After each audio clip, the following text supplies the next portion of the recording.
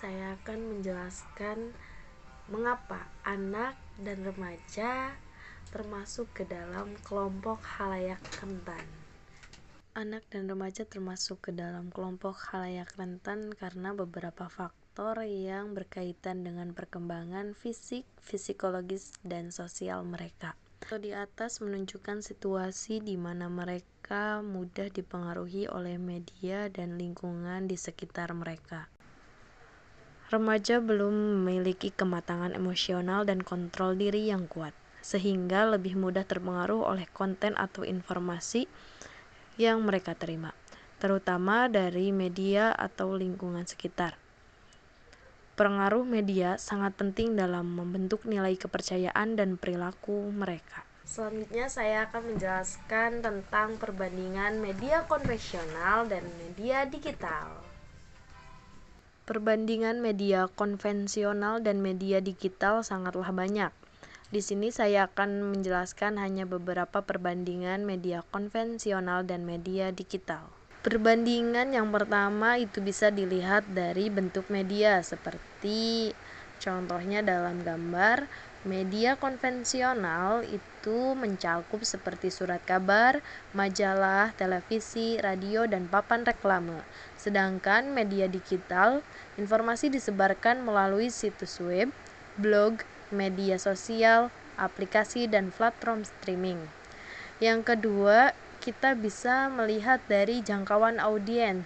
Perbandingan media konvensional dan media digital yaitu dalam jangkauan audiens yang menerima. Media konvensional biasanya lebih terbatas jangkauannya karena tergantung pada lokasi geografis atau ketersediaan fisik, contohnya dalam surat kabar lokal atau siaran TV nasional. Sedangkan media digital memiliki jangkauan global yang lebih luas karena bisa diakses oleh siapa saja di seluruh Indonesia yang memiliki koneksi internet.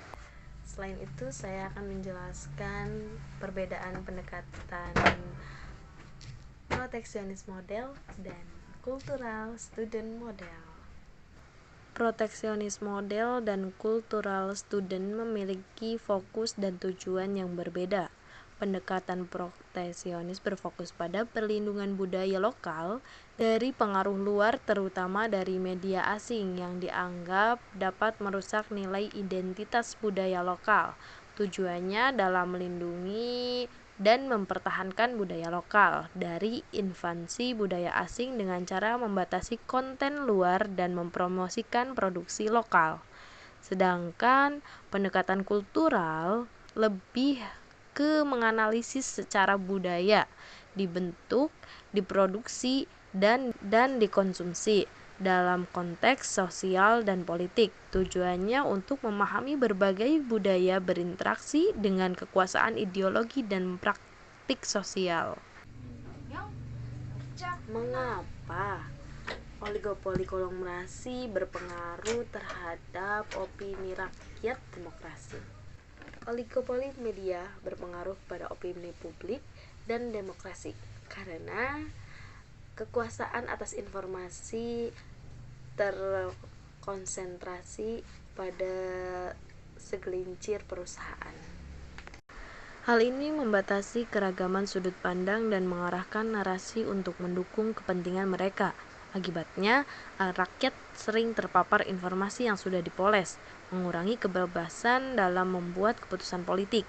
Selain itu, sumber informasi alternatif sulit bersaing, sehingga melemahkan prinsip demokrasi yang membutuhkan akses informasi yang bebas dan beragam. Komodifikasi adalah proses di mana sesuatu yang awalnya tidak diperlakukan sebagai barang komersial atau produk ekonomi diubah menjadi sesuatu yang diperjualbelikan atau dipertukarkan di pasar, seperti dalam foto tersebut yang awalnya hanya pasar tradisional tetapi dijadikan sebagai objek wisata. Berikut adalah jenis-jenis komodifikasi.